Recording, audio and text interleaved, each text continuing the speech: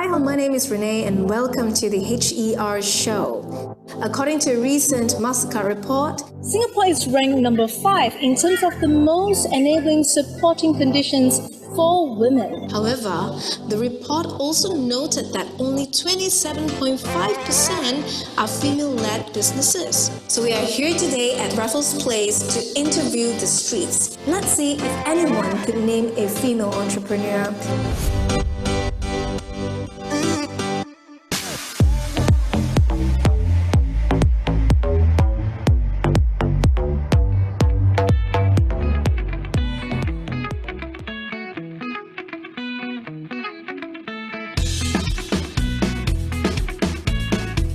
Richard Branson would be one of them. The guy from Uber, Hong Kong Ping, Warren Buffett, the guy from One Championship, Jeff Bezos from Amazon, Simon Hu, Jack Ma. Bill Gates, Kylie Jenner, Mr. Justin Chiu, he's the founder of H.E.R. Asset Management. Oprah Winfrey, Facebook founder Mark Zuckerberg.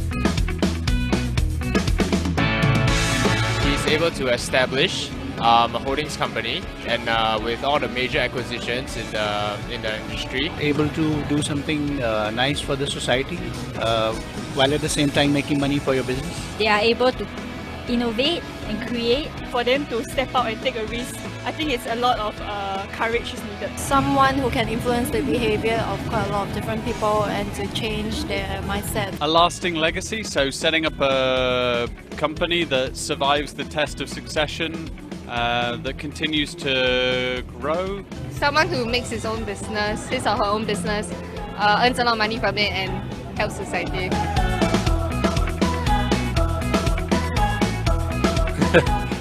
I can't quite think of. Can't really think of one right now. That's embarrassing. I don't think I can. I'm so sorry, I really can't think of that right now. For a lady, anyone. No, I can't give you any, not off the top of my head. I'm sure there are plenty, I'm just being really ignorant. Oprah Winfrey, because I feel that she can really engage like to a very wide audience. Maybe one of our local influencers, Dri Chong. She has marketed herself very well on Instagram. Is Ellen DeGeneres entrepreneur? because from my definition, I was thinking like you have your own business and then you give back to society, and Ellen DeGeneres is super generous and everything, and she always gives to the needy and everyone else.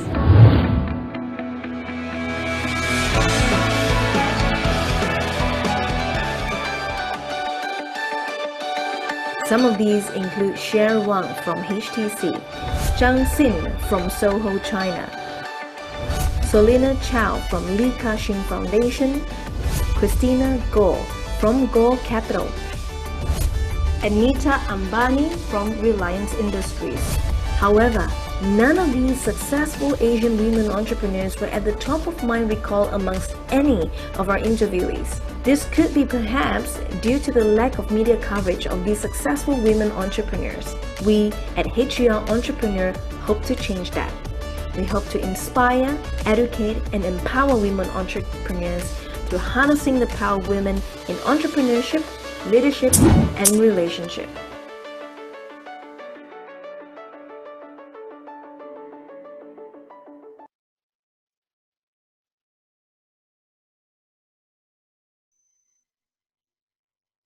Hi everyone, welcome to the virtual H.E.R. Entrepreneur Asia series. Thank you so much for joining us today. I know some of you have just logged on, so do remember to mute and have your video off. All right, I'm just gonna share my screen with you, and thank you so much for attending today's series where we're gonna have very interesting panelists who will be joining us today. And before we begin, I would like to introduce what H.E.R. Entrepreneur is all about, why we do what we do. And that short video is to at least tell our story. All right, so this is the agenda for today. So as some of you might have already know, that H.E.R. Entrepreneur is an inclusive and diverse community of entrepreneurs, leaders, government, and investors across Asia. It is an omni-channel media platform where we inspire, educate, empower, and also connect the community. So we run monthly sessions to bring the community closer and engage with them. And these are business owners whom, before COVID period, We have been doing this every month. And we have also been running the yearly summits in Singapore, where we bring together founders, C-suites, government and investors across Asia, and also in Malaysia, where we launched last year as well, where we've got the ministry to come and support also. So this is our track record, and we've been doing this for the past 3 years. And of course, you know, with COVID, things have changed. And instead of these fun events that you see here in which we can interact in a very fun manner, we have done a virtual summit where we started since last year. That was a good experience for us. And this year was a virtual Global Innovation Festival that happened in September. All right, so if you'd like to receive more updates about what we do, feel free to like our pages on Facebook and Instagram, LinkedIn, and also subscribe to our YouTube channel. Just go to H.E.R YouTube, bit.ly/H.E.R YouTube. Or if you have any questions and you would like to contribute, feel free to write into us at marketing@HERentrepreneur.com. All right, next up, I would like to take this opportunity to introduce our chapter leaders. All right, can we have first Pachari up on video, Debbie next, and Gracelyn. I'll stop this share. Okay, join us, Gracelyn. All right, please, Gracelyn, right? Okay, come join us. All right, Grace over here. All right, we'll take this opportunity to sort of introduce yourself. All right, and where is Pachari? Pachari, you're on finally. Yeah. Okay. Yeah. Hi, everyone. Debbie. Okay, Debbie. All right, here. Okay. I'd like to introduce Grace. Grace will be representing Singapore chapter, and we've got Pachari representing Bangkok, and Debbie representing Ho Chi Minh. Please introduce yourself, ladies. So who should go first? Feel free, Pachari. Why not you? Okay.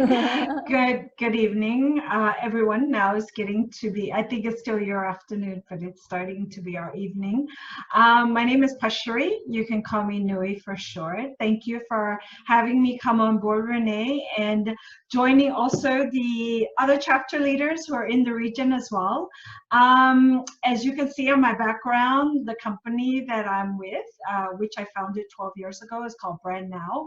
I used to also run networking events as well, and I serve on several boards as mentor or as counsel. So I'm happy to be supporting H.E.R Entrepreneur. I have 2 daughters, and I like to see their names be mentioned along the likes of, you know, Jeff Bezos or Mark Zuckerberg and stuff like that. So glad to be joining you all today. Thank you so much, Pachari. Next, can we have Debbie? Hi everyone. Good afternoon. Hope you're all well. It's really nice to be here with you this afternoon. I'm based now in Ho Chi Minh City. The weather is actually turning nice and cooler than it was a while ago anyway. So I'm Debbie, I'm from Singapore. I am actually just moved here in March. I'm the founder of Indigo Culture, which is a conscious fashion online boutique. So what we do is we partner with makers and designers across Asia Pacific. And I'm here in Ho Chi Minh City to build a team and also create in-house lives with underserved communities. It's a great pleasure to be here with you today and to introduce fellow entrepreneurs to this community like Giulia today. Thank you. Thank you so much, Debbie. Can we have Gracelyn?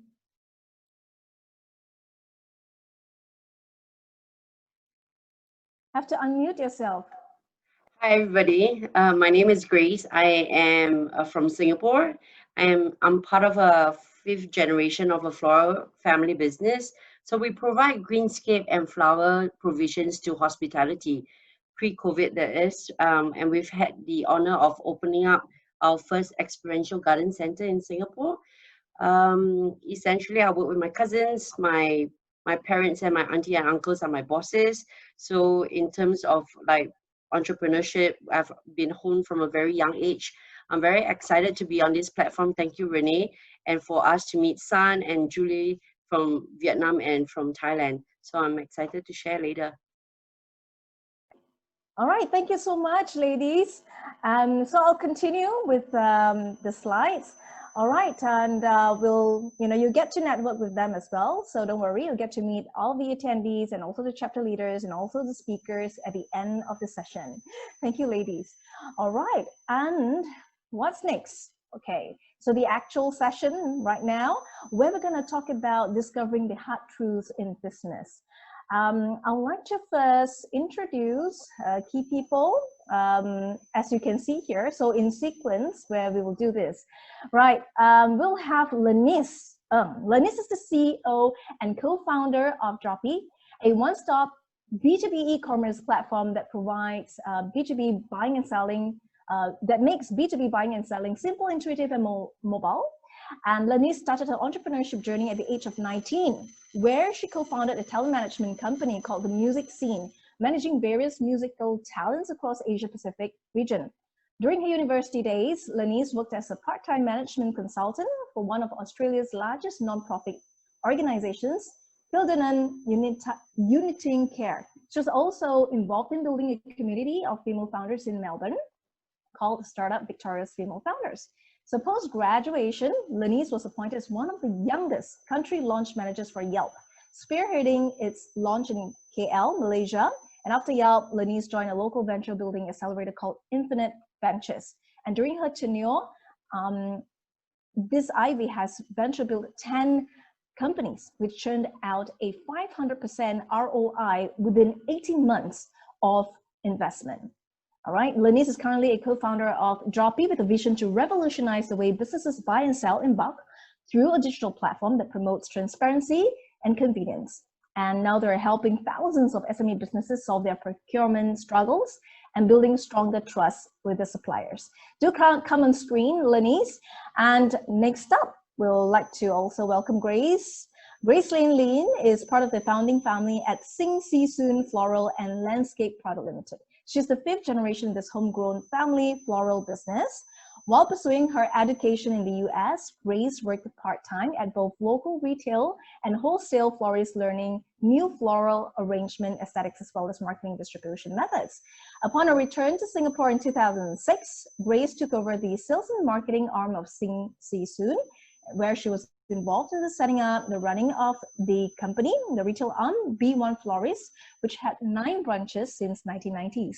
So the last of the chain standing till today, located at Shaw Tower at Beach Road. She hired and developed a team of 6 consultants with relatively no experience and who now run her various properties and events independently under her mentorship. She has also restarted the retail arm of Sing Si Soon with the opening of Bloom by Sing Si Soon in the last quarter of 2014, the aim to diversify the wholesale and wedding and events business. Today, the team at Sing Si Soon is looking after more than 80% of the luxury hotels in Singapore and over 60 in Asia. Let's welcome Grace Lin. Next up, we'll have San. San is a very active woman with broad interests. She started a career in advertising, then moved to yacht chartering business before working for luxury brands for 15 years. However, life took a turn when she turned 40. Her active lifestyle suddenly stops because of an illness.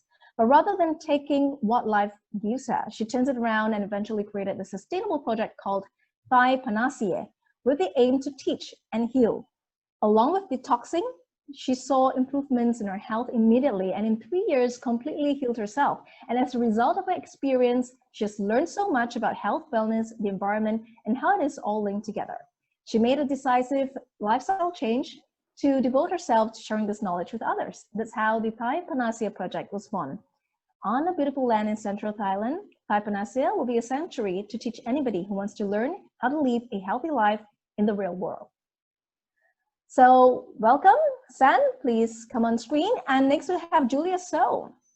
Giulia So has always had a passion for fashion from a young age. From dressing up at home to drawing sketches in her mini notebook, she decided to pursue a degree in business management and fashion studies at Northeastern University, Boston.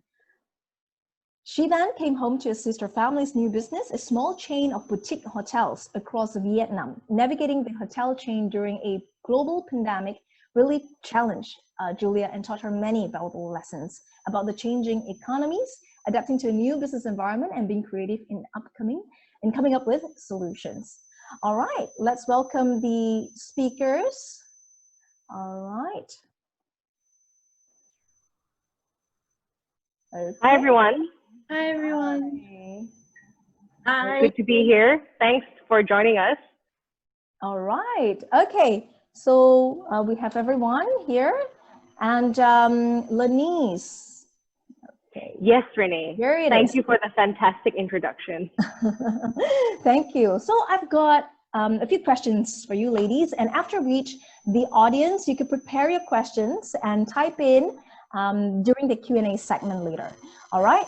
So, the first question, of course, the most simple one, right? So tell us a little bit more about your business and what made you want to embark on this entrepreneurial journey. Let's begin with Lennise. Yeah. I started Dropee, which is a B2B e-commerce marketplace around 4 years ago. So we are still considered a startup. We're pretty much growing as much as we can. Our main vision and purpose is to actually simplify wholesale.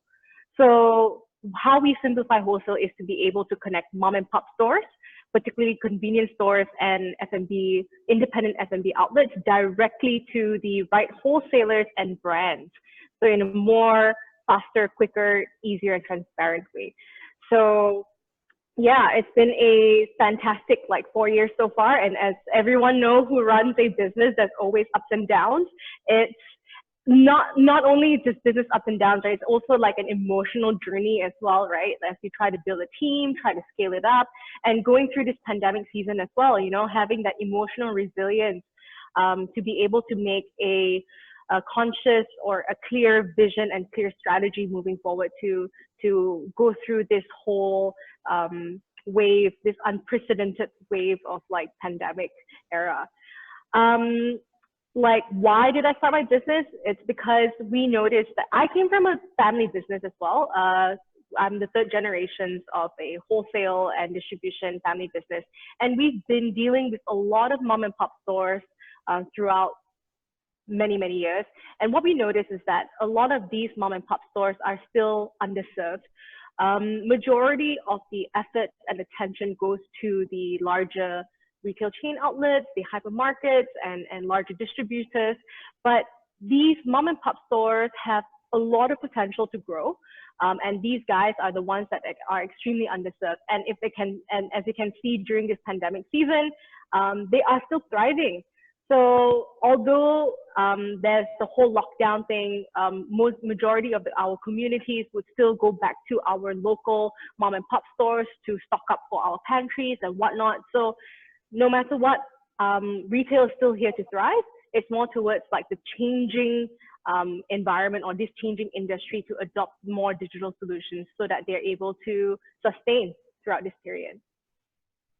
All right, next, Sun. Hi. Can you hear me? Sun. Yes, of course. Hi, Sun. Yeah, you've got a very interesting and inspirational story. Please share with us. The reason why I started Thai Panisaya, okay, let me explain a little bit about Thai Panisaya. It's a learning center and sustainable community. So what I'm trying to do here is to teach people how to live a very healthy lifestyle. Because myself, I was sick about 15 years ago because I had rheumatoid arthritis, I had gout, I had diabetes, and I have precancerous scares.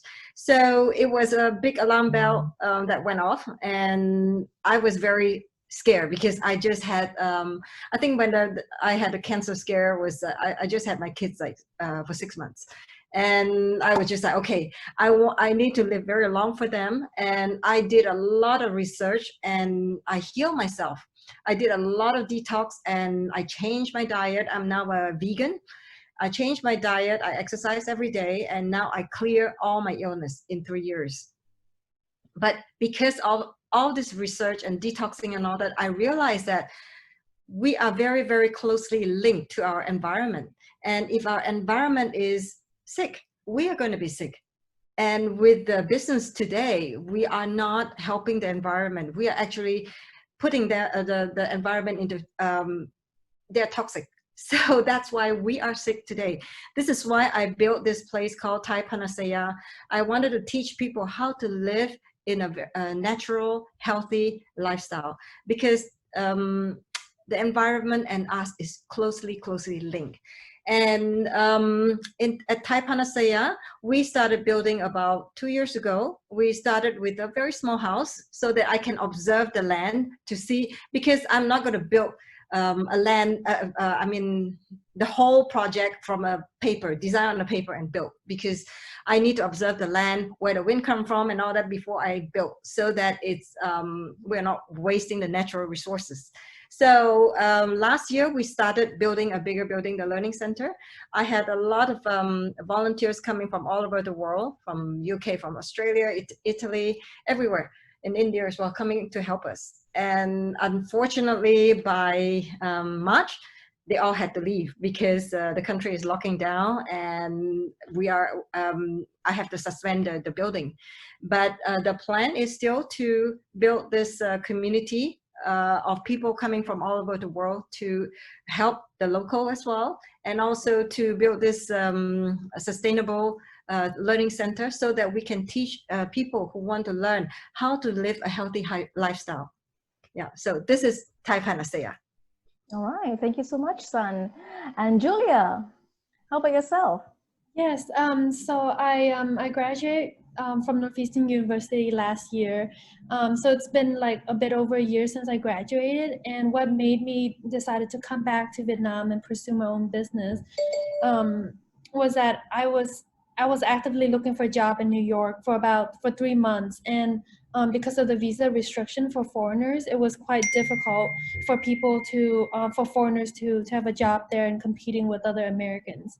At the same time, my mom was opening a boutique hotel chain here in Vietnam, so she asked me to come back to help her, to help her manage the place. I'm like, okay, yeah, sure, why not? So I came back to help her set up the whole place, set up a new system, and put 2 hotels into starting into business.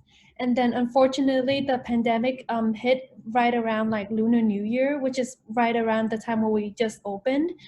So ever since then, like, business has been slow, and that's why it has its challenges. But also due to the lockdown and the business being slow, it kind of gave me time to reflect on what is it that I, want to do on my own as well, like besides helping my family business. And that is to open my own like fashion line. I've always been very passionate about that.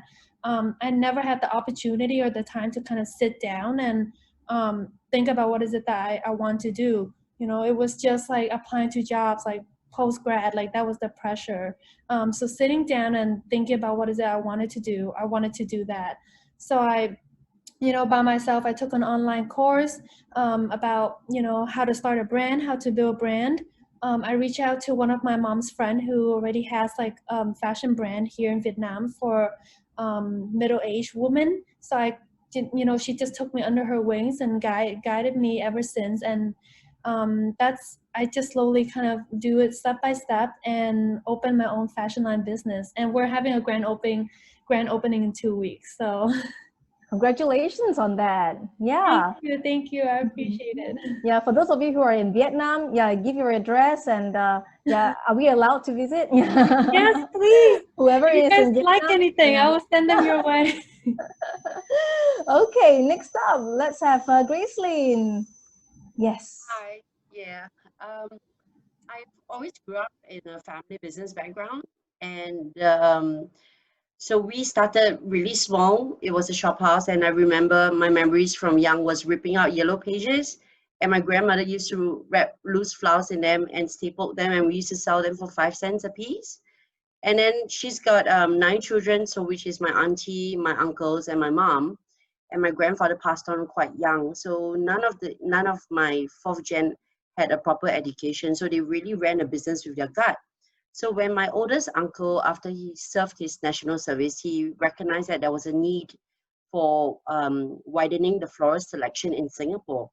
And his first attempt was to reach out, because we had supplies of vegetables that were coming in from Malaysia.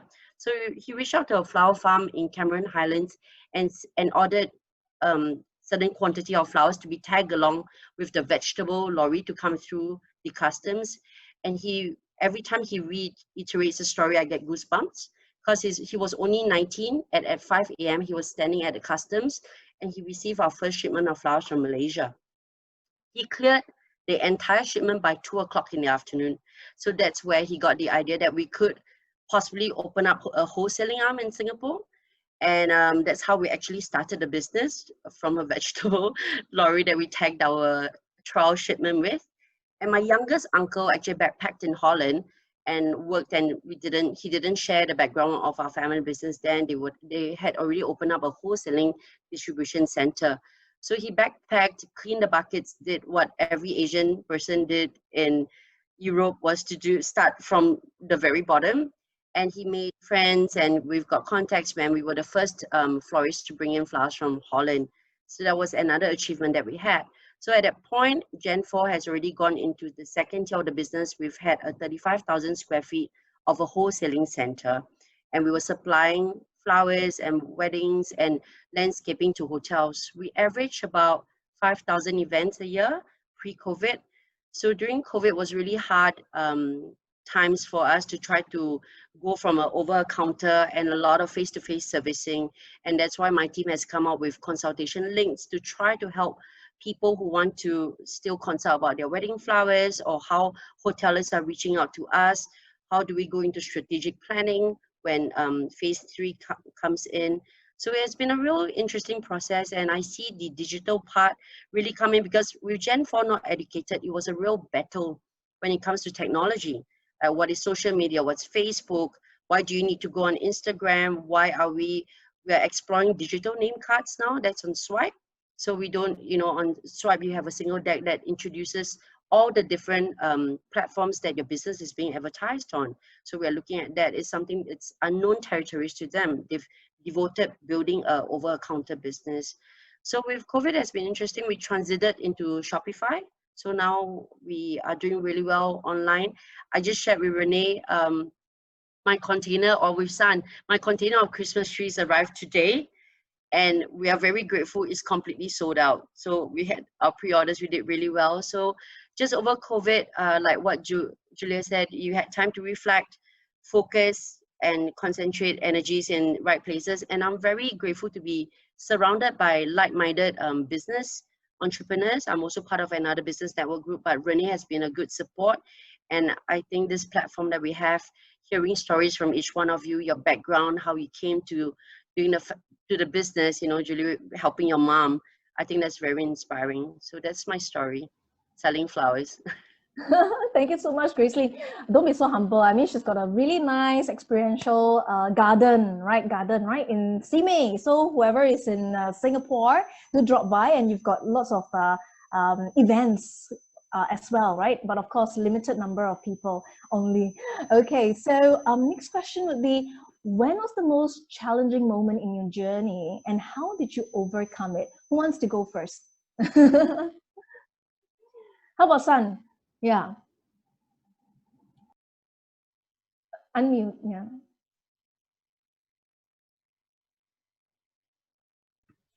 Okay. Can you? Okay. Yes, now. For me, the most challenging part, I think, is to start, because I didn't come from this background. I come from a luxury goods background. I worked for Louis Vuitton for 15 years. So I sell luxury goods, and to turn 180-degree around to start organic farming, building natural home. I mean, building a natural home, I'm not saying that I hire somebody to build the natural home. I build it with my own hands. I make the mud brick from the ground, and I actually put the brick one on top of each other and build a house for myself. And so it was a big challenge. I struggled for about 2 years because I had a good job. I had a regional role in Louis Vuitton as a training manager. To give up all that to come to do this, it was a big decision. And thankfully, my family, my husband supported me. So we moved back to Thailand. and I went and took a course in permaculture. So permaculture is actually a lifestyle. I don't know if you know about permaculture. If you don't, Google it. It's a lifestyle that you live as much with the nature as possible. And I have took the course, and I also visited several permaculture farms, and I found that many of them are very, how would I put it? If you like hippie movement, okay? So I feel that there are a lot of people who are middle class. They wanted to contribute something to the society, the environment, but when they went to a permaculture farm, they are a little bit put back. So the one that I'm trying to build is a permaculture farm. We base everything on permaculture principle, but it has to be stylish, well designed, and beautiful. So this is my plan. I want people to like me, like my family, like my friends, who go to a place like, wow, you know, I really like this place. I want to come back more. And at the same time, they can learn courses on, for example, how to start an organic farm, how to make natural soap, how to make healthy food, vegan cooking, and all that. So these is all the courses we're going to run at the Thai Panacea. So yeah, the start was the most difficult. I struggled for about 2 years. It felt like I'm standing on a cliff, you know, jump or not jump. I have, do I have a parachute at my back? Is it going to open or is it going to crash? Totally understand how you feel. Yeah, it feels that way when you jump from a corporate role and all is cushy, and then suddenly you're all on your own, right? Yes. Okay, how about yourself, Lennise? Lennise, tell us, you know, your challenging moments and how did you overcome them? Yeah. I think for sure, my whole career journey, what I get criticized a lot of is my age. I think one of the biggest challenges in my career was when I applied for a country manager role for Yelp. In fact, like going through the whole interview process and whatnot, I don't know how they didn't realize that I was nearly like 20 going on 21 years old with zero like full-time working experience. I was still an undergrad, right? I was finishing my third year in uni. And what back then, like, you know, my boss told me was, oh, sorry, you know, we weren't looking for someone as young as you. We were looking for someone with at least, you know, 3 years of experience in XYZ companies and whatnot. And that, you know, pisses me off because I did really, really well in the interview. I got a lot of feedback. It wasn't until towards the end when they realized that, oh shit, you know, you are not at that right age. Maybe that's why we didn't want to hire you. So what I did was that I offered myself I told them I said, you have a branch in Australia. So I did my interview when I was in Australia, right? So you got a branch in Yelp in Australia. I know it's a small team. Use me as a free labor. In fact, give me a KPI. If I can actually hit it within 3 months, you have to consider me for this role. I won't take age as a reason for not being able to qualify for that role. So they gave me that 3 months trial period. It was a grueling 3 months. I was juggling like my finals, my part-time job, and also really working with Yelp throughout this period. And yeah, luckily I managed to pull it through, got the position, and flew back to Malaysia and launched Yelp here. Wow, fantastic. Nice story. That's amazing. Yeah, Giulia. Yeah, yourself. Yes, so I would say that I connect really well with what San and Lennise said was that, because when I first came back here and I was put in the role as like a manager for the hotel, this is when I just graduated, only had a year of work experience throughout college, and when you first come back here and you're the youngest member in the company and you're put in that manager role, people question you, people question your ability as to, does she have the experience, does she have what it takes, can she do this? And so you know, me giving out instructions and telling employees like what to do or what I think we should do, they would be kind of taken back by it, and they wouldn't they wouldn't listen to me as well until, you know, I said, you know what, like, let's just do this. Like, I kind of became more firm and just kind of like more, I kind of put the pressure on them and be like, you know what, please do this. Like, let's try it out, you know, let's give this a chance. And they tried out, and some of it works, some of it doesn't. And we're in that, you know, it's a startup. We're still in that trial business where we try different practices, different methods as to see what works and what doesn't. So after seeing that some of my methods work, you know, they're more obliged to listen now, and they're more open to what I have to say. So I think that's one of the biggest challenges in the hotel business. And in terms of the fashion business, I think me joining that, I didn't have, like, I knew I like fashion. I know, the basic fabrics, but I didn't know, like, there's so many types and their price point. And so I just kind of took myself out into, like, the fabric market one day and just, like, went around to look at what fabrics are there, what do I like, what's their price point. And it was like what San said, it was starting from scratch because I didn't know what the price is. And when I first buy in such small quantity, like 1 to 3 meters to test out products, like the price they gave me was like triple the production price, the price that, yeah. So I just felt so upset. I felt so ripped off because I was ripped off because I didn't know anything. So I think starting off from scratch, like not knowing anything and really going through that step by yourself, and only yourself can learn when you go through it. When you take that first step and you just go out there and do it. I think that's the hardest part, but that's also how you learn, like, the fastest.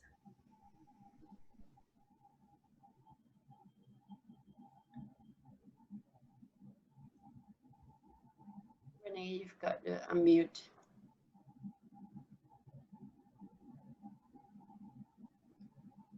You know what? I could go next. Yeah, I had a lot to. I love what Sun shared as well. So I guess the most difficult point was I came back from the States 14 years ago. So I've been building the sales team for what Renee introduced, and we've been chasing after corporate accounts and just dealing with hotels. And I was at a point where I kind of hit a stone, I hit a wall because I felt I was just very corporatized. I wasn't feeling a strong sense of fulfillment. You know, meeting couples, making couples weddings. It was just, I had my team that was running it. So there was something inside of me that felt like we needed to reconnect back with the environment again. And that's where Renee introduced just now she mentioned the garden center. So this is completely out of our portfolio. We've never had it before. We've always been B2B.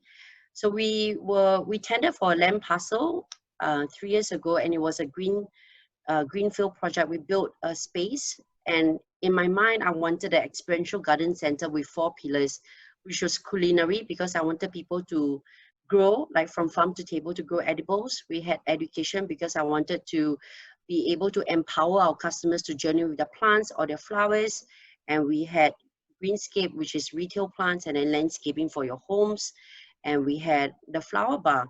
But the flower bar initiated has where you could kind of choose your mixes, like how you choose your drinks and your mixes, and you could create a bouquet on your own, once again to encourage consumers to be able to feel and touch their products, which is, for me, essentially flowers and plants. So that's how we started. But there was a lot of roadblocks because we couldn't think like a 5th-generation business. I had to think like a startup because that was the first retail arm that we started. So it was a lot of collaborations because a lot of the concepts that we wanted was a bit different. I strongly wanted to do a hashtag support local. So we had a lot of local partners that come in, but because of the size that they had limited access to like outreach for media. And because we were such a new space, it was also difficult for us to gain that traction. But this is our 3rd year. COVID hit just before our 1-year anniversary of operating. So we also missed the chance to, get more people involved on our platform. But we opened June 26, which was the phase 2 in Singapore. And that was the busiest weekend that we had from the time that we opened on day 1. So that was very inspiring, very motivating. I do feel empowered when we see people taking on our initiative. So when we do the support local and we give a shout out, we have people that bring like local totes, or like they come in and say, oh, I want to support local, and because you're Singaporean or you're from here, we want to buy the stuff from you. So that was very inspiring. So that was a fun process. So Giulia, I hear you. Sometimes when you start from scratch, and even though you've got a backup behind, you just got to just go ahead and do it. Like a true entrepreneur is self-motivation and passion. And I think passion shines through all of us here on the panel. And that's why it speaks true to our form as female entrepreneurs. Very well said, Grace. So one more question, but the audience, you could key in your questions in the chat box as well. So this question is about, how are you revolutionizing your business to meet, the new consumer demands, and whether or not you have deployed innovation or technology to help you scale. Right, Lennise. Yeah, I think throughout this COVID period, a lot of us that runs businesses also understand that innovation is a necessity, especially during this pandemic season, right? We've seen businesses, and especially traditional wholesalers and brands, who have typically operated manually, like distribute their products, collecting orders face to face, even writing orders on pen and paper, right? So a lot of them have shifted because of the whole lockdown and needed to actually capture orders on an online platform. So we've seen very traditional players just adopted digital solution within a heartbeat, like change everything, all your SOPs and whatnot within under a month actually, and gear up the whole team to actually learn something new. So I do see that, especially within this region and within this space, a lot more people are more open to sell things online, to actually engage with their customers online, and especially for the retailers, right? These mom and pop stores where initially we have this perception of them like 50, 60-year-olds, don't have much technical capabilities to know how to operate, place orders online. What is like, Lazada, Shopee and whatnot. They don't have that technical capabilities, but we are so wrong. In fact, these guys are actually the advocates. I'm sure you guys know, at least in Malaysia, whenever you visit a new store, you need to scan these QR codes, right? At least to actually track where you are at and whatnot. Surprisingly, the baby boomers and the Gen X are the ones that are advocates of it. They will be reminding us, like Gen Ys and millennials, hey, have you scanned or not? You got to make sure you scan. It's so easy how to scan. Even placing orders, when you go out to restaurants and eat, they will be the first ones like, nope, sorry, don't give me a menu. I can scan it with my QR code here. So these guys, the moment when they have learned something new, they became advocates of these new digital solutions, and they would bring in their friends, their families to try them out. So I would see that in terms of digital adoption, right now it is the right time and the right place to actually have more people to adopt these new digital solutions, especially when it comes to transforming their businesses. Well said. I can imagine, right? Our parents being more savvy than us. They enforce the rules. Okay, so how about Sun? Yeah. Okay, I mean, when the COVID hit, right, our whole project has to be suspended for the moment. So we had to change our, like phase one of it, because initially phase one, we're going to build the learning center, the accommodation, and invite people to come and visit the farm and learn the courses. But we have to put that on suspension. So that now what we're trying to do is we bring up the phase two, which is produce our non-toxic healthy product. So we started with the skincare and some healthy drink. So we're just about to launch them because we have staff at the farm that we have to keep them going. So yeah, and then of course, I mean, to sell this, I know a lot of people talk about permaculture. Is like people think that permaculture is very going backwards of technology, but yes, I have my website. I'm going to sell my product online. And hopefully, and because this is it's not a project that we just sell for money. I mean, sell for profit. We want to help the environment. We want to educate people, and we want to help the locals as well. Like we will every time we run the courses, we'll invite some locals to come and take the courses so that they can, for example, we will run some used oil to make soap from used oil, cooking oil. So for people who is doing fried bananas and all that on the hawker center, they can use the oil to make soap and then sell them for profit. So we want to help people rather than throwing the oil away into the drain. We want to recycle them so that we are not wasting anything, and we can help people to make more money that way. So yes, of course, we will also launch our online business, although now we are just the beginning. We haven't started yet, but the product, we are on the testing phase. We are getting people to give us feedback and everything. So yes, we have to adapt to this COVID-19 environment too. Well, how about Grace, yourself?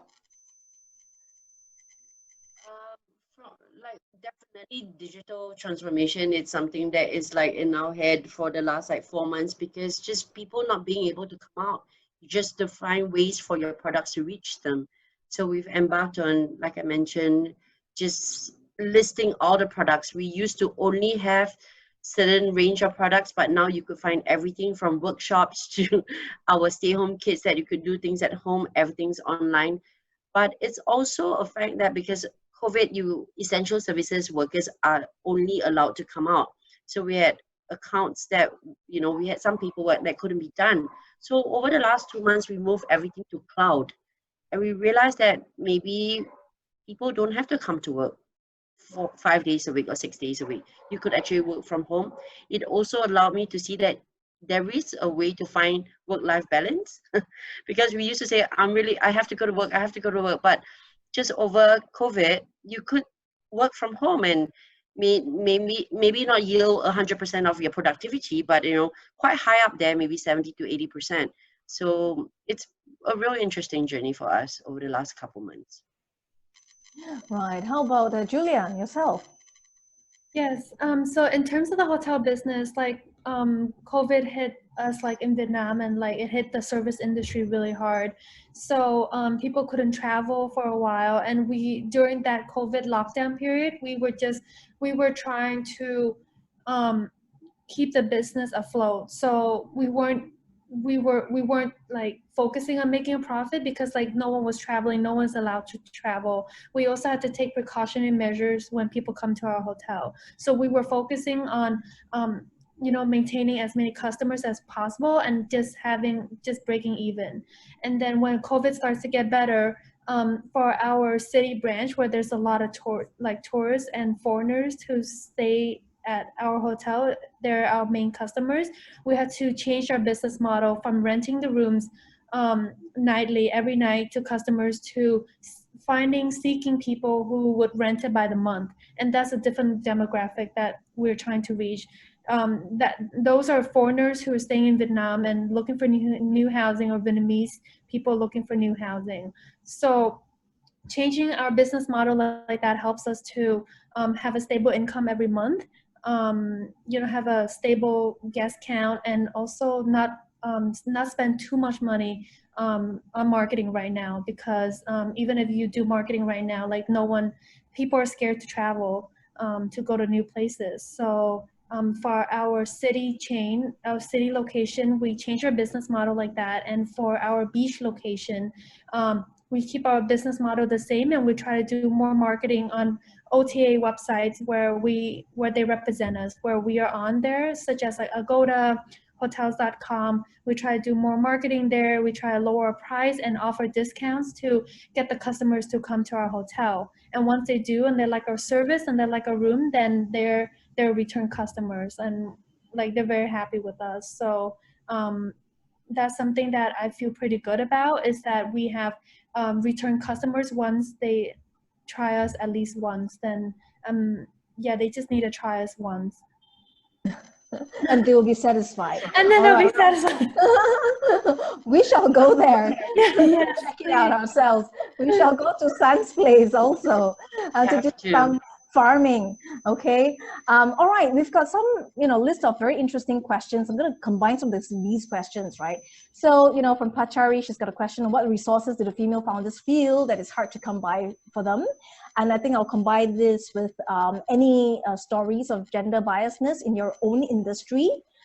Like Lennise, you're in tech, and then hospitality for Giulia, and then farming, and in your own trade, right? So, or any other stories or investors turning away because of gender, things like that. Feel free to share. Who wants to start first?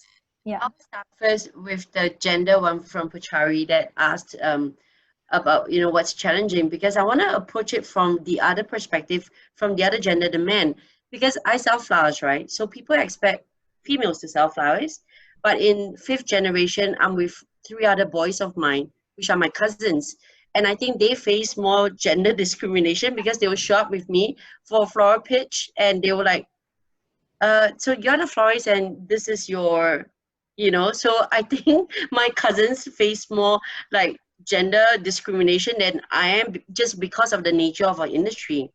And the second part, where are people so efficient working from home? I'm surprised. It really shocked me, because at first I was paranoid. I was like, it's own time, own target. I just have one Zoom in the morning. I touch base with my team. There's no way to do KPI. I'm so used to having my team around me, right? And you could see they go for lunch, they have their meetings, everything just right in front of you. But I've observed that they are a lot more refreshed. They are able to bring more to the table. They have more energy. They seem more vested in the business. My team seems more powerful working from home. Then I almost feel like maybe being at the office 5 days a week or 6 days a week is draining. And now we really need to relook at how we're running our businesses after COVID, where we experience people, gaining this energy from working at home, maybe because there's a little bit more work-life balance. Right. Anyone else wants to take this question? Or Lennise, would you like to share? You're in a tech startup environment, quite male-dominated to some extent. You pitch in front of mostly male investors as well. Share with us your experience, and yeah. Yeah, I definitely see that when it comes to valuation of the company, right? Generally, guys who are pitching tend to be, investors tend to accept when they offer a higher valuation and whatnot. But at the end of the day, I prove all of them wrong by looking at our metrics and our numbers. At the end of the day, I'm not saying that female founders are way better than male founders, but just on statistics wise, when it comes to, managing spend and growth and whatnot, we have better utilization for every single dollar that we milk out, right? So the ROI for every single dollar that we spend and investors invest in our company has more value than they typically invest in other similar companies, similar industry, but is male-led. In terms of, I think there's a huge misconception where female founders tend to be a bit more conservative when it comes to businesses growth, right? Especially when it comes to spending marketing, like spending investors' capital.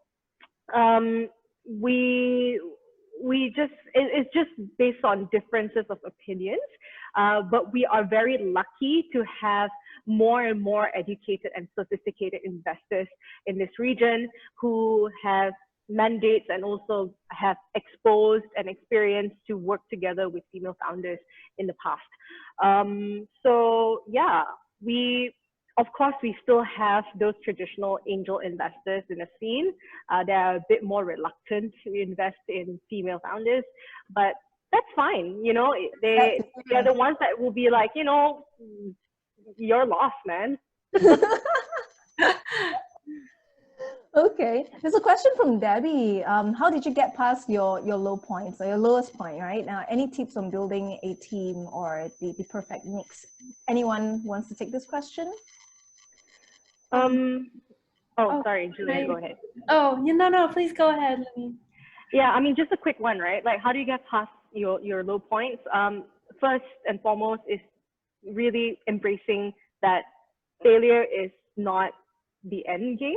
Actually, failing something is a learning point for you, and it is definitely a key for your individual and business growth as well. A lot of other startup founders that I talk to and work closely with, majority of them who struggle when it comes to failure. It's because they did not embrace their failures. They don't acknowledge them. So I think the key is to be able to acknowledge them and understand that, hey, it's not that bad to fail. It is not that bad that you are facing such low points, because when you are at your most bottom, the only way to go from there is up. And I think it's a very positive, you just got to change your outlook and your perception. It's not easy to do it. It's a very simple answer, what I'm giving here. It's definitely not easy. You do need to have the emotional resilience. So do take your time out. And ensure that all your feelings, and this is very important, right?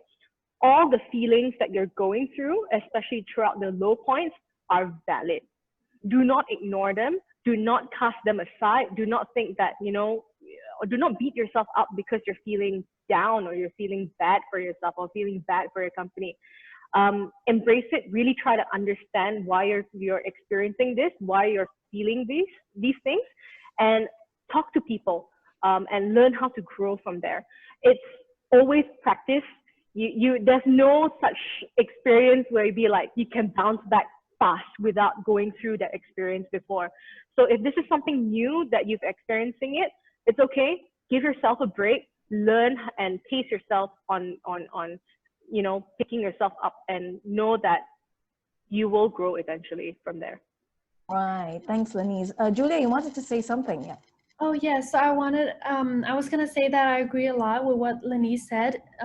It's because every day we face a lot of pressure as business owners and entrepreneurs. So I think that as feelings and as pressure comes, and as you feeling down, feeling upset, I think you have to go through the emotions, like Lennise said. Go through them, have a good support system, I would say. I think my family and my friends are a pretty good support system for me to share that that sadness, or what I'm upset about, share. Maybe they can't do anything or help me with it, but just even talking to somebody about it definitely helps. And another thing I was gonna say is that how you get past your low point is that you kind of remember why you started this business. You kind of remind yourself why you're doing it, like why you get up and do it every day. What are you doing it for, So I think the moment where you sit down and you reflect, like, oh, I'm so tired, but at the same time, like, I want to do this. Like, why? Because I love it, because I want to do it, because I want to achieve this and that. So I think just kind of, remind yourself of that. It kind of helps you to, pick yourself up and be like, yeah, I messed up, or like, oh, this doesn't go as well as I hope, but you know what? I'm going to try this again. I'm going to try again. And I think the mentality of standing up and trying again, and, giving yourself that opportunity, that chance to test your ability. I think that's important. I don't think you should shut yourself down and blame yourself too much every time you make a mistake, like big or small, because that will impede your growth for sure. San, I mean, you came from a corporate sort of background, and then now it's totally different. I mean, share your experience and your thoughts. Yeah. I want to come back a little bit on whether I get any discrimination at being a woman. I have to say, in Thailand, there are a lot of female entrepreneurs. Like Nui Pachali is one. I don't see a lot of discrimination in that area, but being social enterprise to try to raise fund for this kind of project is what I find difficult. Because people are saying like, oh, it's a social enterprise. How, it's difficult to raise fund for this kind of project. So I'm actually funding it myself, and I'm still looking for people to help me fund this project. But of course, with the COVID, it's just, I have to stop everything and shift. I have to rethink my project a little bit on how to keep it afloat until people can start coming back into Thailand again, so that we can keep it going. So, and yes, I do go into some very down, go into the rut sometimes, but I'm passionate about this project, because I believe that there are a lot of people out there that wanted to learn, but they don't know where they can learn to get all this information from. So the passion keep me going. So sometimes when I was a bit down, like, oh, this whole environment and all that, it's difficult. But you know, we are all in a difficult situation, and as long as we can get through this difficult time, I believe we can all come out stronger. Oh, nice one. Grace, any thoughts? Yeah, I keep hearing the word passion, which is such a key characteristics of entrepreneurs, right? Self-motivation and passion. I think I hit my low points when we make mistakes or we have a wrong strategy, until I always beat myself up, because when you lead a team, you try to live as a role model, and you want to make sure everything's immaculate, impeccable, and until one day I had one of my team members, and she's still with me. I call my team the Wonder Girls, by the way. They're all females by chance. I could have a Wonder Boy, I guess. But she wrote me a card. It was because it was a 5-year anniversary with my company. And she said, Grace, thank you for making our mistakes a learning curve, for embracing the mistakes. And I was really touched, because, you know, I always feel so bad. I always feel so shitty and low when I lead them into, I feel like I let them into war without backup. And so when I read that, and I see you really got to embrace your entire journey as learning experiences. It's what you can take out of it, what, you know, makes you stronger, what doesn't break you makes you stronger, right? And very, very encouraging what Sun has shared about going your journey. It's amazing. Yeah. Yeah, I'm definitely agree with all of you. When I first started H.E.R. Entrepreneur years back, that year was the year, was a really tough year, because I could have just, you know, ignored that passion that and the gap that I thought, you know, I could address them. I could just ignore them, but something happened, something serious happened to a family, a close one, and I felt that, you know, this quote resonate with me very much, which is, if not you, who? If not now, when? You just don't know what's going to happen tomorrow. You could just ignore, you know, something that you're so passionate about and don't do anything. And when I first started this project, you've got people saying, you know, nobody's going to bother about, you know, this sort of community thing. You're doing conferences, lots of conferences. People just want free stuff. No point. There's no point. Don't waste your time. Just focus on your business. And you're right. It's difficult. I mean, not that we bootstrap, right? It's whatever that I earn from the business. I did this on my own, right? And very fortunate, you know, along the way, I get to meet very inspiring entrepreneurs like all of you as well, and the audience as well. And, you know, and along the way, we start to do things together, with potential partnerships, and we've got chapter leaders now after a few years. So things don't happen immediately. As an entrepreneur, we're always in a hurry, always in a rush to make things happen so that we can be successful tomorrow, but it just doesn't happen this way. It takes time. Right, and yeah, there are low moments as well, because you have your own expectation, you have your own targets to meet, and if you don't meet them, you feel like, oh crap, you know, what have I done? Right? I mean, am I not good enough? I think that's the thing.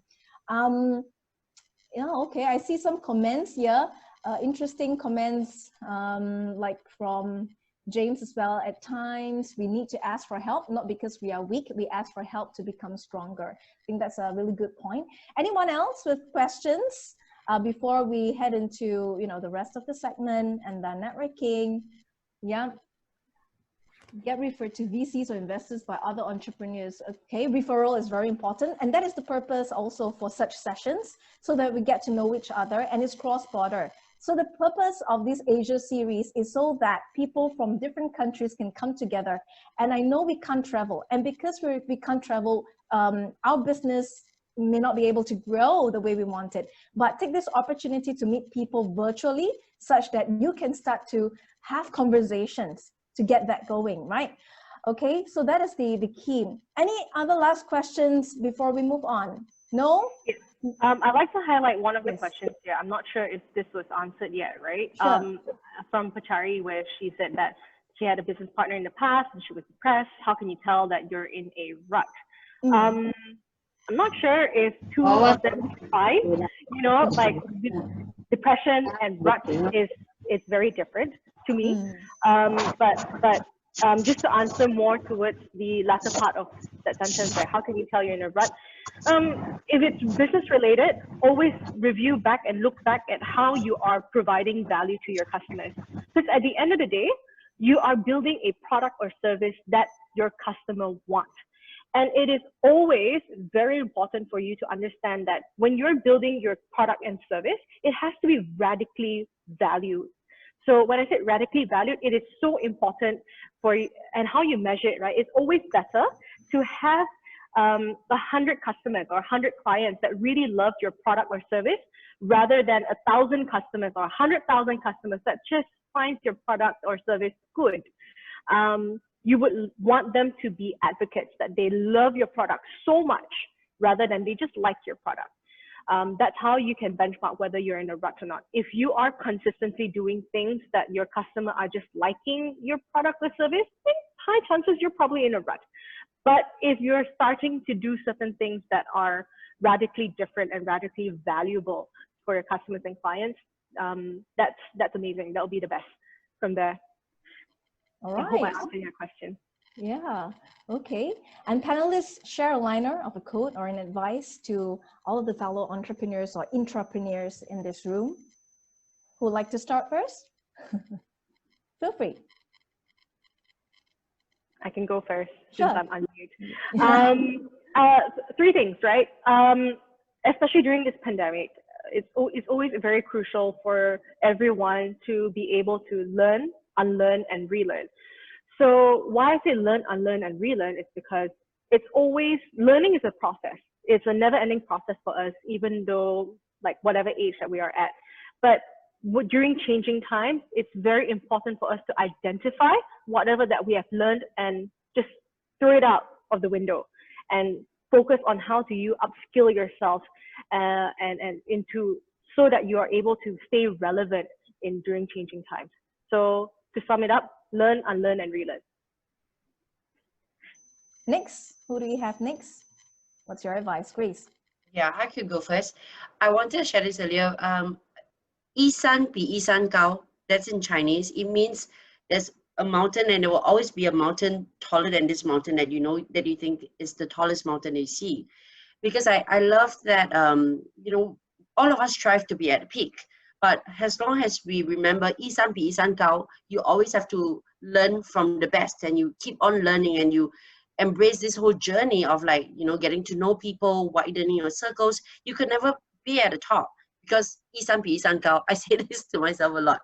So every time we hit somewhere and, you know, or I feel like we've gotten some achievement, we try to remember that it's a continuous learning journey.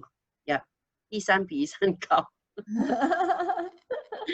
Okay, Giulia, how about yourself? Yeah, so I would say that I really agree with what Gracelyn and Lennise said, and I think I'd like to add to that is that I think as entrepreneurs and starting off, I think making connections, going to networking events, and just building your connection up as much as possible, because there are so many things that you don't know, and like there are things that you know and there are things that you don't know and you still can learn. So I think partnering and going out, meeting and giving other people a chance and just really network with them and learn with them, it really helps to teach you a lot of new things. And they might even because you develop that personal connections with them, they can even show you how tips and tricks on how to better run your business that you haven't thought of. So I think networking, keeping an open mind, and really just keep trying to learn every day, I think is really important. Okay, San. Yeah, you gotta unmute, San. Yeah.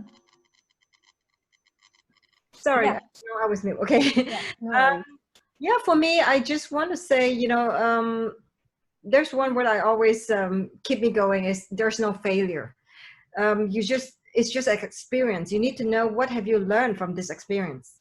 It's not a failure. If you are continuing doing the same thing over and over again, yes, it's because you cannot expect a new outcome by doing the same thing. You have to figure out what have I learned from this experience? What have I done wrong? It's not failure, but what can I learn from this experience, and next time I will not do the same. You know, even, you know, when they design the light bulb, they have thousands of failure, but they continue. But every time they make something different, so that eventually you will get there. So this is my, always when I feel a little bit like, okay, I made a mistake or something. Okay, it's not a failure. It's just like, what have I learned from this experience? So I hope everybody can think So just to summarize, so we learn, unlearn, relearn, and Grace mentioned keep progressing and move up the mountain. Third, network is your net worth. And lastly, we've got Sun, who mentioned that, you know, we should learn from experience so that there's no failure. All right, thank you so much, panelists, for joining us today. Audience, it's not the end yet, of course. There's networking, there's introduction by yourself later on. I'm going to share my screen right now. Okay, so thank you, panelists, for joining us. Now, for those of you who would like to be part of this strong network, as you know, network is your net worth, and it's gonna be a regional one. Feel free, it's also, you know, feel free to join us. It's also on our website. You could check us out where, you know, you have a VIP pass to a conference, a virtual conference, because we would assume that COVID won't end so soon. You've got your regular sessions like this, and you know, we also will be running H.E.R. lifestyle, not just lifestyle, but also health and wellness sessions as well moving forward. And you also get to list your business on our directory and receive exclusive invitations and discounts, just like this. I mean, for our network today, I mean, you just simply go to the website. You can see here, there's a listing there. There are special offers just for you guys, just for the community. And go in and buy something that you like from Janet Group and many others, right? You could list your business here as well. And we have this upcoming event that is on 27 November, Friday, 4 to 5 p.m. We believe, as we spoke, that mental health and wellness is also really important. There are really down low moments in life. So how can we live life and work happy? And you know, join us on 27 November, where, you know, two very interesting instructors, Sujata and Suba, will be joining us, and there will be a demo session as well, where you can just, you know, follow at the comfort of your own seat. We talk about positive psychology, meditation, and also coping with work from home stress effectively. All right, this is the link, and feel free to register. Okay, now, well, the next virtual H.E.R. Entrepreneur Asia series is coming up in December, 10th of December, to be precise, 5 to 6:30 p.m. SG time, where we talk about leadership in times of crisis. We'll send you guys the information after. So next up, we're going to have an attendees introduction. All right, an attendees introduction, and in between, and you know, after which will be a networking session. And for those of you who really have to leave early, I understand. I need you to scan this QR code or take this link. I just need you to fill out very simple one-pager survey. That's it. I just want to hear from you. How do you find this event and how we can do better? How often you want this? You know, anything that we will cater for our audience. Okay, please take this feedback form, scan it right now, or take down the website over here, bit.ly/H.E.R. H.E.R. survey. Okay. Those of you who will be staying back, then we'll come back to this. Okay. All right. Now, attendees, you get to showcase yourself, have your video on, introduce yourself, your name, your company, your trade. What do you do basically? And who do you hope to connect with or learn, right? Who do you hope to connect with, be it a partner, clients, service providers, or in specific regions or whatnot? All right. Tell us a little bit about yourself. Okay. All right. I'm going to stop my sharing, and can we have all of the audience, okay, up here? Wong, I'm driving, I'm stopping at the traffic light and just holding my hand on the other hand, my phone on the other hand. Hi, I'm Rachel Wong, a co-founder and managing director of Marunda Utama Engineering. Our trade is engineering, and we deal with the defense.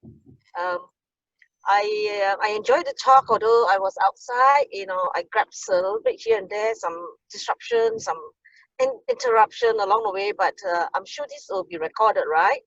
And that Yes. I can get a copy of the replay. That would be great. Okay. Now I gotta let the next speaker take the line because I'm gonna make a turn now. Okay. I'm gonna turn Sure. off my Drive safely. my camera. Yes. Safely, I no enjoy the worries. talk. Thank you. Enjoy listening and so inspiration. Yeah. Thank you. Next up, we have Jackie. Jackie, go. You're outside as well. I think all of you are multitasking. Jackie, would you like to introduce yourself? And he goes off screen. Oh, okay. You can unmute. All right.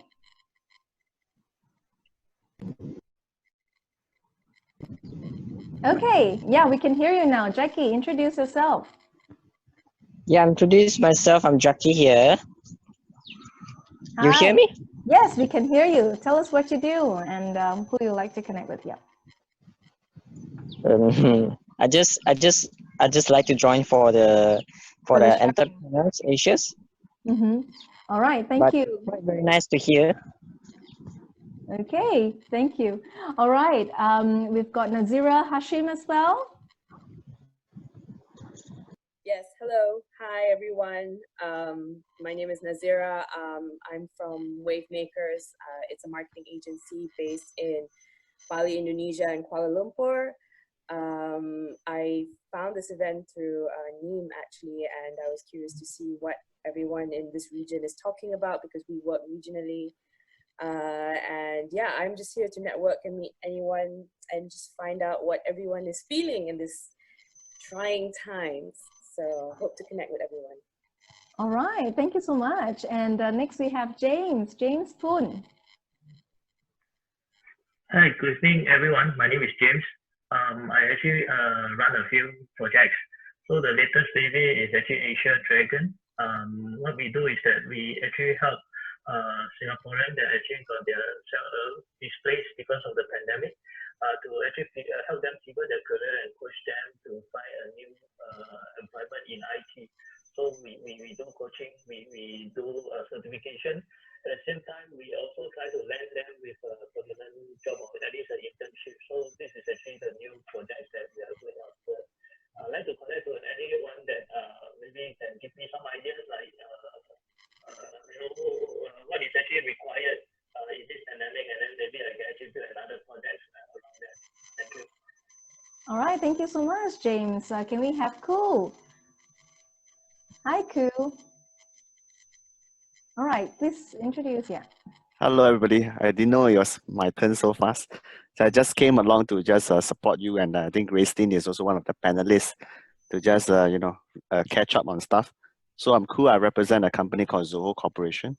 So we are a software company that build software for beautiful women like your community. Yep. All right. Okay, we must check Zoho out then. Okay, shall we have Lisa Ng as well? Lisa. Hi, everybody. Yes, I'm Lisa Ng, originally from KL, but emigrated to Australia and now based in Singapore because my husband moved to Singapore on an expat basis. And I founded Wellness Consulting 18 years ago in Melbourne and have been doing wellness consulting in Malaysia where I did a project with Astro TV cable station. And so I love to connect with people who is interested in wellness, which is so critical in this pandemic. So what I do is customizing wellness programs for both corporates and individuals. And I'm into holistic well-being, which is so important because health is never one-dimensional, but it is holistic. So thank you, Renee, and the amazing speakers, which I really enjoyed the sharing today. Thank you so much, Lisa. All right, we have Daisy Kina. Daisy, please unmute. Please unmute first. Yeah. Okay. Hi everyone. So I'm Daisy. Well, I don't know what to say else, which is I'm really grateful for this Where are you meeting. based? Where are you? Pardon? Where are you? I'm in Vietnam. Oh, I see. Interesting. Yeah. Okay. So like I'm assistant for Debbie in here. Like I'm just trying to learn more new things in here. I see. All Yeah. right. Yeah. Okay, thank you. How about James Ong?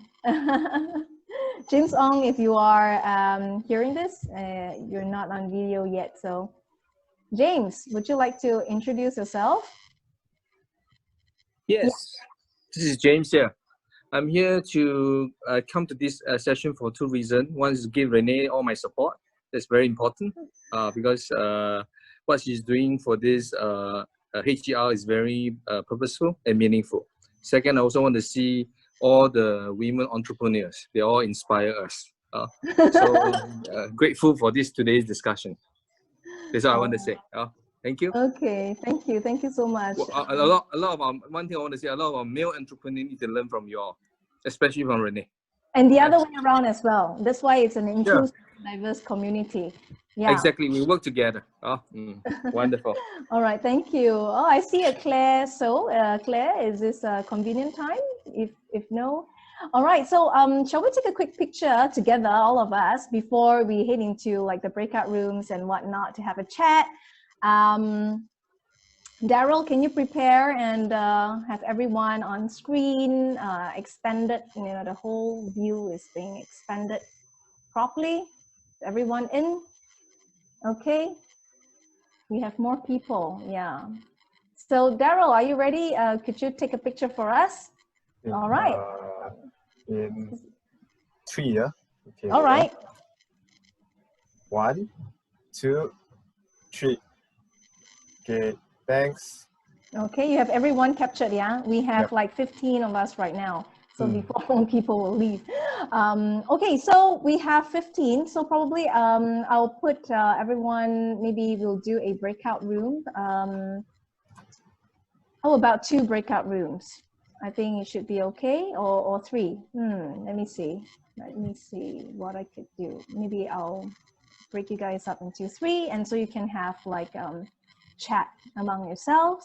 Okay, so this is randomly assigned. So, you know, I'll swap later. Okay, all right. I'm gonna put you guys in the rooms right now.